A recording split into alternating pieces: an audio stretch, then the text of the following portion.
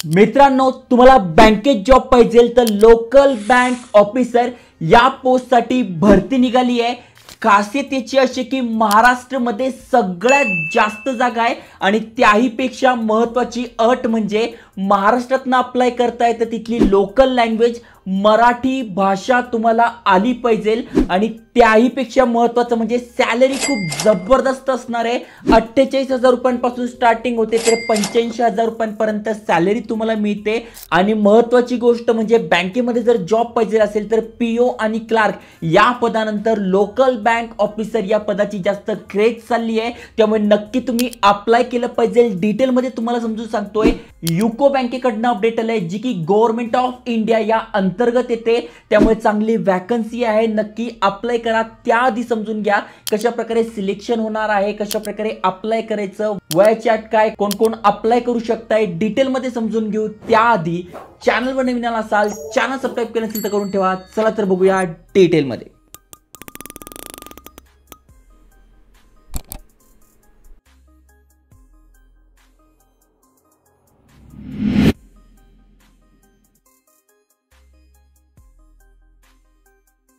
तर मित्रांनो, युको बँकेबद्दल तुम्ही ऐकूनच असाल तर इथे बघा यांच्या ऑफिशियल करिअर पेजवर तुम्ही ते वाचू शकताय। जॉब अपॉर्च्युनिटी पेजवर तुम्हाला इथे भरती दिसून जाईल। लोकल बँक ऑफिसर या पदासाठी भरती निघाली आहे। इथे ॲडव्हर्टाइजमेंट आहे आणि अप्लाय करणं सुरू झालंय।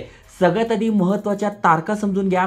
16/1/2025 पासून अप्लाय करणं सुरू झालेलं आहे, तर 5/2 म्हणजे 5 फेब्रुवारी पर्यंत अप्लाय करू शकतोय आणि फॉर्म भरण्याची फी पेमेंट करण्याची शेवटची तारीख ही 5/2/2025 असणार आहे। इथून आपण IBPS वेबसाईटवरून अप्लाय करू शकतोय। अप्लाय कसं करायचं ते तर सांगतोच आहे, पण त्याआधी यांच्या PDF वर सगळी माहिती दिली आहे ती तुम्ही बघून घ्या।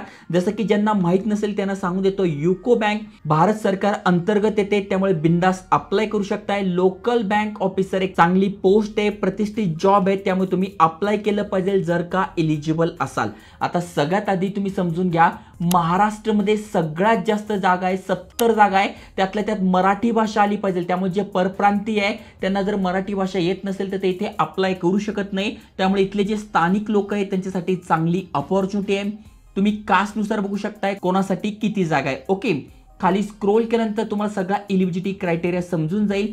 त्याआधी समजून घ्या, ग्रेड स्केल 1चं तुम्हाला इथे सॅलरी असते, म्हणजे 48,000 रुपयांपासून स्टार्टिंग होते तर 85,000 रुपयांपर्यंत तुम्हाला इथे सॅलरी जाते या पोस्ट अंतर्गत। मग DA झालं, HRA झालं, त्याच्यानंतर भरपूर सारे अलाउन्सेस, भरपूर सारे बेनिफिट तुम्हाला मिळतात। आता यासाठी कोण कोण पात्र आहे तर सगळ्यात पहिली पात्रता म्हणजे तुम्ही भारताचे नागरिक पाहिजे। दुसरं म्हणजे वय, जे की 1 म्हणजे 1 जानेवारी 2025 रोजी कॅल्क्युलेट केलं जाणार आहे।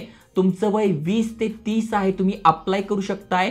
पण तुम्ही जर कॅटेगरीत नसाल तर इथे बघू शकता SC ST साठी 5 वर्षाची सूट दिली आहे।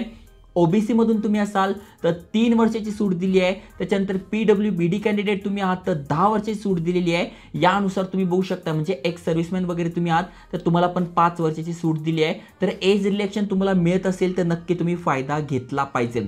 म्हणजे तुमचा जन्म 2/1/1995च्या नंतर आणि 1/1/2005च्या आधी झालेला पाहिजे। पण जर कॅटेगरीत असाल तर वयामध्ये सूट आहे, त्यामुळे तुम्हाला चांगली संधी मिळते। ओके, त्यानंतर खाली स्क्रोल केल्यानंतर सगळ्या टर्म्स अँड कंडिशन तुम्हाला इथे बघायला मिळेल, म्हणजे PWD मध्ये कुठले कुठले कॅन्डिडेट येतील, काय येतील त्याची माहिती तुम्हाला इथे वाचायला मिळेल, गाईडलाईन्स मिळेल, त्यामुळे PDF एकदा वाचून घ्या। त्यानंतर सगळ्यात महत्त्वाचं म्हणजे एज्युकेशन क्वालिफिकेशन, म्हणजे शिक्षण काय पाहिजे।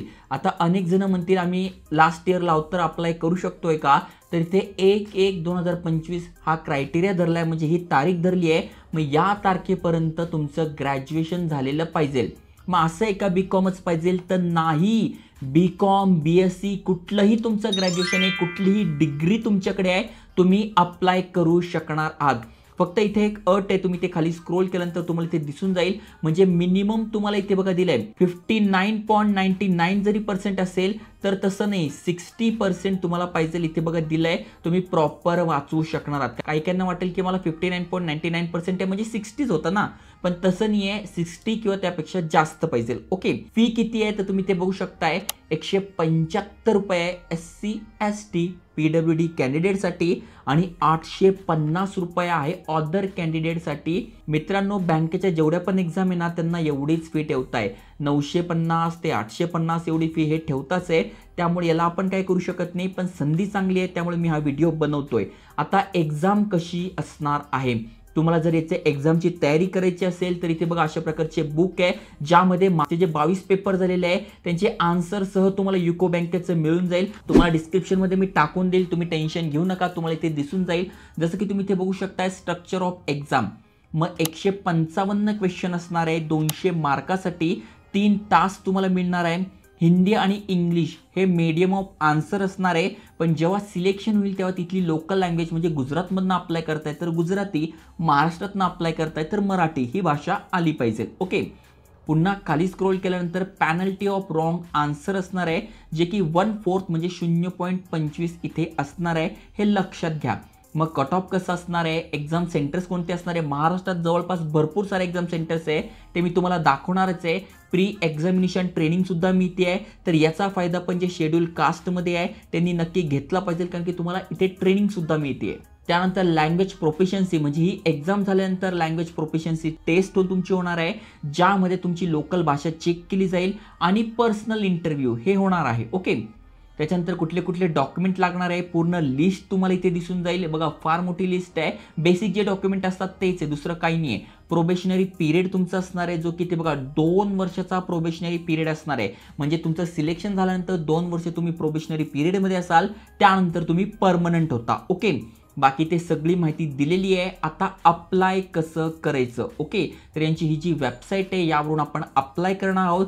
त्याआधी तुम्हाला एक्झाम सेंटर समजून घेणं गरजेचं आहे. जस्ट तुम्ही इथे खाली स्क्रोल केलं तर तुम्हाला इथे महाराष्ट्रामध्ये दिसून जाईल अकोला, छत्रपती संभाजीनगर, कोल्हापूर, मुंबई, ठाणे, नवी मुंबई, MMR नागपूर, नांदेड, पुणे, सोलापूर, नाशिक, जळगाव, अमरावती, सांगली आणि अहमदनगर हे महाराष्ट्रमधले सेंटर्स आहे. इथे तुम्ही एक्झाम देऊ शकताय. ओके. भरपूर सारे सेंटर्स आहे, त्यामुळे तुमच्यासाठी चांगलं आहे. ओके. आता अप्लाय कसं करायचं, तर ही वेबसाईट आहे, यावर तुम्ही जर पहिल्यांदा असाल IBPS वेबसाईटवर तर तुम्हाला अकाउंट क्रिएट करून घ्यायचं आहे. मग तुम्हाला तुमचं नाव, आडनाव ही सगळी माहिती भरून घ्यायची आहे, बेसिक इन्फॉर्मेशन. मग तुमचा फोटो आणि सिग्नेचर अपलोड करायचा आहे. त्यानंतर तुमचे डिटेल्स टाकायचे आहे, म्हणजे कुठल्या कॉलेजला होतात, 10वीला किती पडले, 12वीला किती पडले, ग्रॅज्युएशनला किती पडले. त्यानंतर प्रिव्ह्यू करून घ्यायचा, म्हणजे हा जो फॉर्म मी भरला आहे मग माझं आडनाव चुकलं आहे का, माझी जन्मतारीख चुकली आहे का, फोन नंबर चुकला आहे का, ईमेल ॲड्रेस चुकला आहे का, हे सगळं तुम्हाला काय करायचं आहे, प्रिव्ह्यू करून घ्यायचं आहे, म्हणजे एकदा तपासून घ्यायचं आहे. त्यानंतर तुमचे डॉक्युमेंट अपलोड करायचे आहे, पेमेंट करायचं आहे आणि तुम्ही इथे अप्लाय झालेला आहात. ओके.